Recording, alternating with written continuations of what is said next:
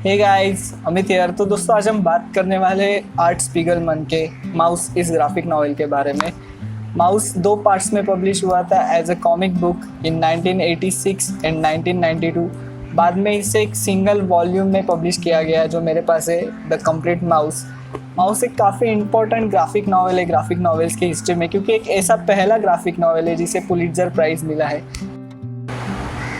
तो माउस की स्टोरी क्या है? माउस बेसिकली एक मेमोर की तरह काम करता है। व्लादिक स्पीगलमैन, जो कि है आर्ट के पिता, उनका जो भी एक्सपीरियंस था ड्यूरिंग द होलोकॉस्ट और during the German occupation of Poland, वो इस बुक में बहुत अच्छे तरीके से लिखा गया है।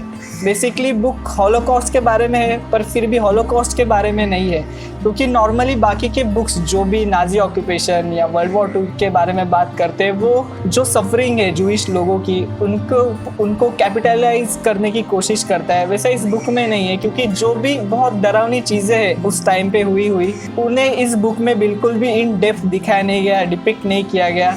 पर इसमें क्या दिखाया गया है, तो एक जूइश फैमिली के ऊपर या एक जूइश सोसाइटी के ऊपर या पॉलिश सोसाइटी के ऊपर क्या इफेक्ट हुआ इस जर्मन ऑक्यूपेशन का या फिर नाजिज्म का, ये इस बुक में लिखा गया है। बेसिकली स्टोरी दो पार्ट्स में। आर्ट के पिता जब अपने यूथ में थे तब का टाइम, और अब जो बुढ़ापे में आर्ट के पिता है व्लादिक, अब का टाइम। तो ऐसे दो पार्ट्स में इस बुक को लिखा गया है, और book time to time jump करती रहती है। सबसे पहले तो व्लादिक की शादी होती है एंजा से। एंजा आर्ट की मदर है, और उसके थोड़े दिन बाद, मतलब थोड़े साल बाद ही उनका बिजनेस वगैरह चालू होता है। बहुत रिच फैमिली को बिलोंग करते हैं व्लादिक, और बहुत सुख भरी लाइफ जिए उन्होंने अभी तक। पर जब जर्मन्स इस टेरिटरी में आ जाते हैं, तब इनको सब जो भी रिचेस है या जो भी प्रिविलेज है, वो सब खत्म हो जाते हैं, और बेसिकली सबको प्रिजनर्स ऑफ वॉर डिक्लेयर करके उन्हें ऑशविट्स भेजा जाता है। ऑशविट्स के बाद उन्हें बाकी अलग अलग जगहों पे भी भेजा जाता है। तो ये सब उनका जो सफरिंग है या जो उनकी सर्वाइवल टेल है, वो इस बुक में लिखी गई है। पर इसके साथ ही जो एक बुक बहुत इंपॉर्टेंट क्वेश्चन भी पूछती है कि जो भी ये चीज़ें हैं, जो भी सर्वाइवल टेल्स है, वो हमें याद रखनी चाहिए कि नहीं रखनी चाहिए, और उनका कितना इम्पैक्ट होता है इंडिविजुअल्स पे जिन्होंने वो सब सफ़र की है, वो सब चीज़ें। पर साथ ही में हिस्ट्री जो है बेसिकली वो एक बर्डन की तरह है, या फिर हिस्टोरिकल सफरिंग जो भी है एक आध ग्रुप की या एक आध इंडिविजुअल की, वो एक बर्डन की तरह है। और सोसाइटी में जब हम हिस्ट्री पास ऑन करते हैं in the forms of books और other pop culture media, then we pass on that burden to the person who is engulfing or who is eating that media. Okay, so the problem is whether we should destroy such things, our memories of suffering, or whether we should share it with other people so they can know what this suffering was, or we should curse them with this knowledge of our suffering. This is the basic question this book asks. The book is very depressing, to be honest. और मुझे जब मैंने book ख़त्म की तो मैं 2 बजे तक सोया नहीं, क्योंकि मैंने रात के 12 बजे इस बुक को फिनिश किया, और मैं 2 घंटे तक सो नहीं पाया इस बुक को पढ़ने के बाद। और ये बर्डन की तरह है ये बुक। तो मैं स्टोरी के बारे में बहुत कुछ बोलूँगा नहीं, पर मैं सिर्फ इतना बोलूँगा कि बुक में जो आर्ट और व्लादिक, इस फादर और सन डुओ की जो भी टेंशन है इन दोनों कैरेक्टर्स के बीच या दोनों इंडिविजुअल्स के बीच, वो इस बुक का सबसे मेन इम्पॉर्टेंट पॉइंट है।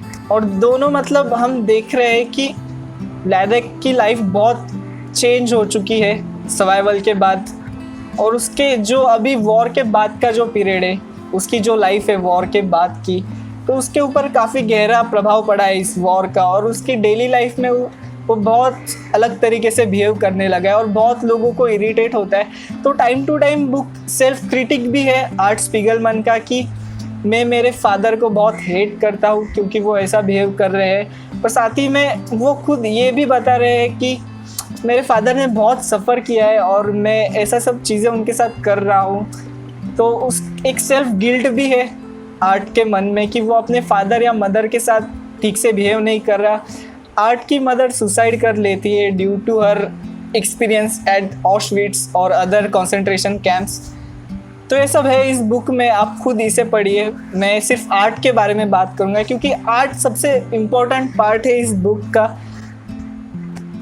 तो बेसिकली नॉर्मल जो भी ग्राफिक नॉवेल्स होते हैं उनमें आर्ट की तरफ ज़्यादा फोकस किया जाता है, पर आर्ट स्पीगलमैन में इस बुक में आर्ट के ऊपर फोकस नहीं दिया, क्योंकि उनका ऐसा मानना था, उनका ऐसा कहना है कि अगर मैं आर्ट के ऊपर ज़्यादा फोकस करूँगा तो मुझे स्टोरी बताने में ज़्यादा हेल्प नहीं होगी अगर मैं आर्ट वर्क में अपना काम पूरा झोंक दूँ। तो इसलिए उन्होंने क्या किया है, तो उन्होंने आर्ट वर्क को बहुत मिनिमल रखा है। सबसे इम्पोर्टेंट चीज़ मैं इस बुक की बताना चाहूँगा कि इस ग्राफिक नॉवेल में जो भी अलग अलग एथनिसिटीज़ दिखाई गई है वो एक एनिमल के द्वारा रिप्रेजेंट की गई है। जैसे कि जूस जो है वो माउस की तरह दिखाए गए, वो माइस दिखाए गए हैं, और जो पॉलिश है वो पिग्स की तरह डिपिक्ट किए गए हैं, जो स्वीडिश है वो एंटीलोप्स की तरह डिपिक्ट किए गए हैं, जो भी फ्रेंच है वो रैबिट्स की तरह डिपिक्ट किए गए हैं, और मोस्ट इम्पॉर्टेंटली जो भी नाजीज है वो कैट्स की तरह दिखाए गए हैं। तो माउस और कैट का जो गेम है वो एक पूरी बुक में दिखाई देता है कि कैसे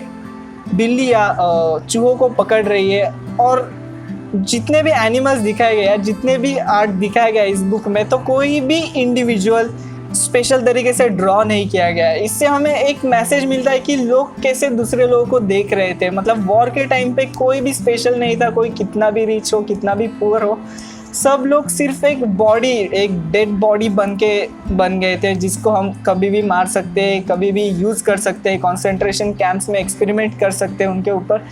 तो सभी के बारे में ऐसा ही दिखाया गया है। Most important part about the art work is that, मतलब बहुत मेटाफोरिकल है इसका आर्ट वर्क। मुझे आर्ट वर्क सबसे ज़्यादा पसंद आया, स्टोरी भी बहुत पसंद आई, पर आर्ट वर्क बहुत इंपॉर्टेंट है। अगर आप लिटरेचर या आर्ट के स्टूडेंट हो तो आपको इसका आर्ट वर्क ज़रूर देखना चाहिए, इस बुक को ज़रूर पढ़ना चाहिए।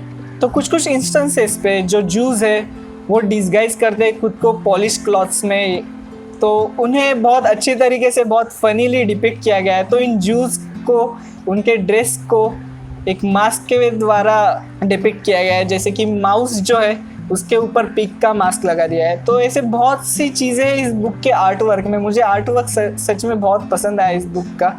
आर्ट वर्क अगर सिंपल भी है तो उसमें बहुत सारे छोटे छोटे ऐसी डिटेलिंग दी गई है। जैसे कि व्लादेक, बुक के ओपनिंग में ही व्लादेक का हाथ दिखाया जाता है थोड़ा सा, मतलब ऐसा अगर आप नोटिस कर रहे तो आप देख सकते हैं कि व्लादेक के हैंड पे उसका प्रिजनर नंबर भी लिखा गया है। तो ऐसी बहुत सारी डिटेलिंग है इस आर्ट वर्क में, पर छोटे छोटे बॉक्स तक ही सीमित रखा है आर्ट वर्क को।